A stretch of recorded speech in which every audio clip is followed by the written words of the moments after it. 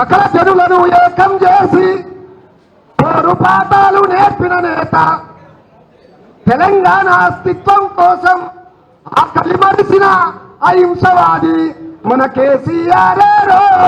తెలంగాణ వచ్చింది మన కేసీఆర్ తోనే ఈ రాష్ట్రం వచ్చింది. నిజంగా కవితక్క నిజంగా పల్లెల్లో బతుకమ్మ నాగమల్లెలో పువ్వై పుట్టింది తీగమల్లెలో అని 2007లో అక్కకు పాట రాసిచ్చా. మొట్టమొదటి తెలంగాణ బతుకమ్మను ఈ ప్రపంచ స్థాయిని తీసుకుపోయిన మన తెలంగాణ బతుకమ్మకు గట్టిగా మన అక్క కవితక్కకు గట్టిగా స్వాగతం పలకాల్సిందిగా కోరుతున్నాం.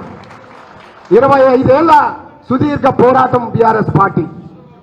నిజంగా 25 ఏళ్ల బీఆర్ఎస్ పార్టీ సుదీర్ఘ పోరాటానికి సజీవ సాక్షులం ఉద్యమకారులం.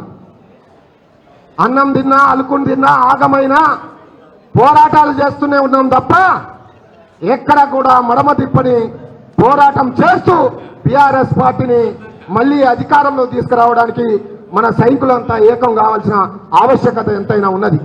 ఒక్కటి మాత్రం చెప్పదలుచుకున్నాం, అక్క ఉన్నది కాబట్టి అక్క ఆత్మగౌరవాన్ని అన్న ఆకలినైనా చంపుకుంటాం కానీ ఆత్మగౌరవాన్ని చంపుకొని ఉద్యమకారులం మేము. 25 ఏళ్లుగా ఎన్నో అవమానాలు భరించాం, ఇంకా భరిస్తూనే ఉన్నాం. దయచేసి మీ నాయకత్వంలో తెలంగాణ ప్రాంతంలో ఉన్న ప్రతి ఉద్యమకారుడు ఆత్మగౌరవంతో బతికేటట్టు మీరు కొద్దిగా చర్యలు తీసుకోవాలని మిమ్మల్ని ఈ సందర్భంగా కోరుతున్నాం. ఒక ఉద్యమకారుడిగా చాలా ఆవేదనలు ఉన్నాయి, చాలా బాధలున్నాయి, చాలా కష్టాలున్నాయి, చాలా మందికి కన్నీళ్లున్నాయి.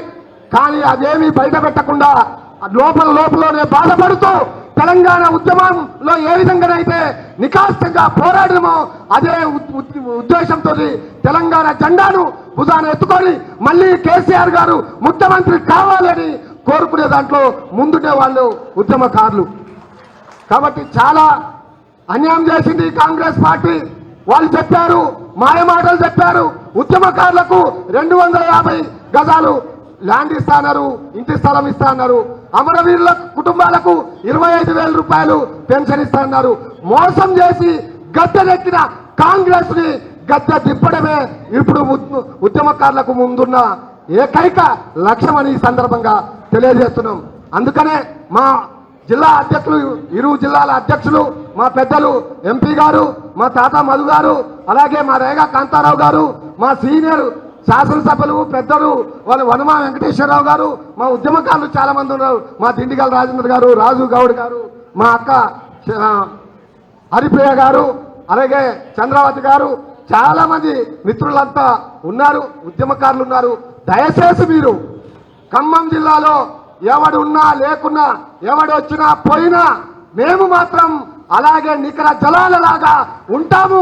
మా ప్రాణాలు పోయేంత వరకు బీఆర్ఎస్ పార్టీ కోసమే మేము అంకితమవుతామని ఈ సందర్భంగా తెలియజేస్తూ మీరు ఖచ్చితంగా మా పట్ల, ఉద్యమ యొక్క శక్తుల పట్ల, ఉద్యమకారుల ఆకాంక్షల పట్ల మీరు చర్య తీసుకోవాలని ఈ సందర్భంగా తెలియజేస్తూ ఈ అవకాశం ఇచ్చిన మీకు హృదయపూర్వక వందనాలు తెలియజేస్తూ జై తెలంగాణ, జై తెలంగాణ.